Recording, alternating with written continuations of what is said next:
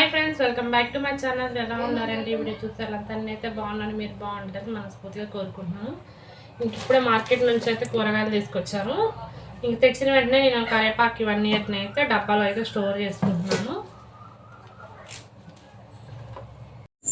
Friends, ఇట్లా తెచ్చిన కరివేపాకునైతే నేను తెచ్చిన వెంటనే ఆ రోజు నేనైనా సరే అమ్మైనా సరే కరివేపాకు ఇట్లా దూసుకొని డబ్బాలు అయితే స్టోర్ చేస్తాము. ఇలా డబ్బాలో స్టోర్ చేయడం వల్ల ఏంటంటే మనకి ఎప్పుడు కావాలన్నప్పుడు ఫ్రెష్గా ఉంటుంది. అంతేకాకుండా కరివేపాకు అనేది పాడవకుండా ఉంటుంది. అప్పుడే మార్కెట్ నుంచి తెచ్చుకున్న కరివేపాకు లాగా అయితే ఉంటుందని చెప్పేసి ఇట్లా డబ్బాల్లో కాకపోయినా కవర్లో పెట్టుకున్నా కనుక మనకి ఎప్పుడూ ఫ్రెష్గానే ఉంటుంది. కాకపోతే ఇంకా డబ్బాలు అయితే ఎక్కువ ఫ్రెష్గా అనిపిస్తుంది అని అయితే నేను అనుకుంటున్నాను. ఇంకా తర్వాత మార్కెట్ నుంచి వస్తూ కూరగాయలు, తర్వాత కొత్తిమీర, కరివేపాకులు అవి కూడా తీసుకొచ్చారనమాట. ఇంకా వాటిని అయితే ఒక్కొక్కటిగా నేను కట్ చేసుకుంటూ కవర్లో అయితే పెట్టుకుంటున్నాను.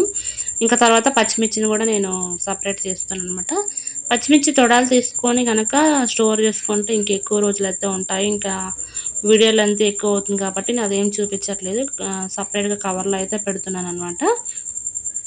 తెచ్చిన ప్రతి ఒక్క కూరగాయ ఇలా కవర్లో పెట్టుకుంటే మనకి ఎప్పుడు కావాలన్నా వంట ఈజీగా చేసుకోవచ్చు. మనకి ఎక్కడ ఏ వస్తువు ఉన్నది అన్నది మనకు వెంటనే కవర్ తీసుకోవచ్చు. ఎందుకంటే ఒక్కటే కవర్లో ఉండటం వల్ల మనము బాస్కెట్లో, ఫ్రిడ్జ్లో బాస్కెట్లో వేసుకున్నా కానీ అవన్నీ తీయాలంటే మనకి ఇబ్బందిగా ఉంటుంది. కాకపోతే మనం ప్లాస్టిక్ వాడొద్దు అనుకుంటూనే వాడుతూనే ఉంటాము.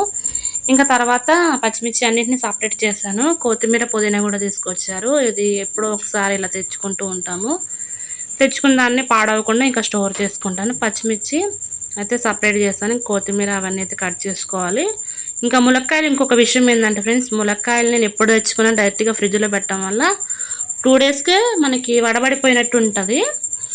అయితే నేను ఒక రోజు ఇలా కవర్లో పెట్టి ఫ్రిడ్జ్లో పెట్టడం వల్ల అప్పుడే తీసుకొచ్చిన ములక్కాయలు లెక్క అయితే ఉన్నాయి. అందుకని చెప్పేసి ఇంకా ఆ రోజు నుంచి నేను ఇలా ములక్కాయలు పెడుతున్నాను. ఇది ఒక టిప్పు, ఉపయోగపడుతుంది అని అయితే చెప్తున్నాను. ఈ కూరగాయలు సర్దుకుంటే సోదేందని అనుకోమాకండి. అయితే మీకు ఒక స్టోరీ అయితే చెప్పాలి అనుకుంటున్నాను. అయితే ఏదో ఒకటి చెప్పడానికి మనము ఏదైనా పని చేస్తూనే చెప్పాలి కదా, డైరెక్ట్గా చెప్తే ఎవరు స్టోరీ ఇష్టపడరు కదా అని చెప్పేసి ఇంకా కూరగాయలు సర్దుకుంటూ అయితే స్టోరీ అయితే చెప్పాలి అనుకున్నాను. ఇంకా చిక్కులు కూడా అయితే సపరేట్ చేస్తున్నాను. చిక్కులు కూడా నేను తెచ్చిన వెంటనే కట్ చేసుకొని ఒక కవర్లో అయితే పెడతాను అనమాట. మనకి చిక్కులు కూడా పాడవకుండా ఉంటాయి. అయితే ఇక స్టోరీ అయితే లేట్ చేయకుండా స్టోరీలోకి అయితే వెళ్ళిపోదాం. ఏంటి అంటే, ఒక ధనవంతుడు కుటుంబంలో పెళ్లి జరుగుతుందంట. తొందర హడావుడిగా ఆ ఇంటి ఓనరు, అంటే ఆ ధనవంతుడి భార్య ఒక పెద్ద బట్టల షాప్కి వెళ్తుందంట. వెళ్ళి చీప్ అండ్ బెస్ట్లో బట్టలు చూపించండి అంటే, ఎందుకు మేడం మీదంతా లగ్జరీ కార్ నుంచి దిగి చీప్ క్వాలిటీ అడుగుతున్నారు ఏంటి మేడం అని అంటే, మా ఇంట్లో పెళ్లి జరుగుతుంది, మా పని మనిషి కొడుక్కి బట్టలు తీసుకుంటున్నాను అని చెప్పేసి చెప్తుందంట. సరే అని చెప్పేసి చీప్ క్వాలిటీ బట్టలు అయితే ఇస్తాడంట షాప్ అతను. తను వెళ్ళిపోతుందంట. మళ్ళీ అదే షాప్కి ఒక ఆటోలో దిగి ఆ షాప్లోకి వెళ్తుందంట.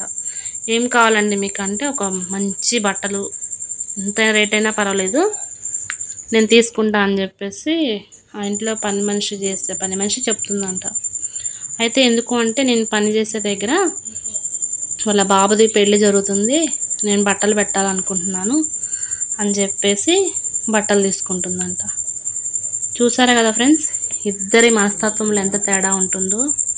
ఎంత డబ్బుండి ఏం సుఖము, ఒక పని మనిషి కుమారుడికి ఒక చీప్ క్వాలిటీ బట్టలు చూసింది. ఏమైనా డబ్బులు లేకపోయినా కానీ చూడు ఎంత మంచి బెస్ట్ క్వాలిటీ బట్టలు పెట్టాలని ఆలోచించింది. అప్పుడు ఆ షాప్ అతను అనుకుంటాడంట, డబ్బు అనేది మనిషి మనస్తత్వాన్ని బట్టి ఉంటుంది, డబ్బు మనకి ఎప్పుడు శాశ్వతం కాదు అని చెప్పేసి తను అనుకుంటాడంటే. ఇప్పుడు మీరు చెప్పండి, డబ్బు ఉన్నవాడు గొప్పవాడా, లేనివాడు గొప్పవాడా?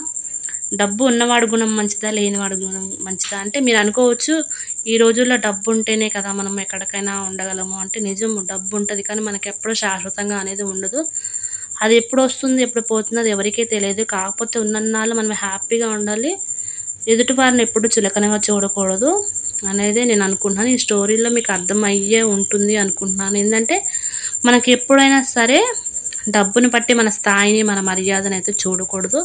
మన లేకపోయినా సరే వచ్చే వాళ్ళని మనము, వాళ్ళ కాడ లేకపోయినా మన దగ్గర లేకపోయినా ఒకరికొకరు రెస్పెక్ట్ ఇచ్చుకుంటేనే మనం ఈ భూమి మీద అయితే మనము బ్రతకగలం అయితే నేను అనుకుంటున్నాను.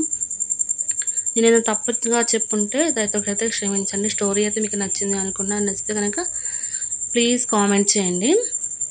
ఇంకా తెచ్చిన వాటన్నిటిని నేను కవర్లో అయితే డబ్బాల్లో అయితే స్టోర్ చేస్తున్నాను అనమాట. ఎప్పుడు ఇలా చేస్తాను అని కాదు కానీ తీసుకొచ్చిన టైంలో పాడవుతాయి మనకి అనుకున్న కూరగాయలన్నైనా ఆకుకూరలైనా కట్ చేసి పెట్టుకుంటాను అనమాట. ఎందుకంటే మళ్ళీ పాడైతే అది తెచ్చుకోవాలంటే కష్టం, పాడవాలంటే అంత ఈజీ కదా, ఏదైనా అంతే.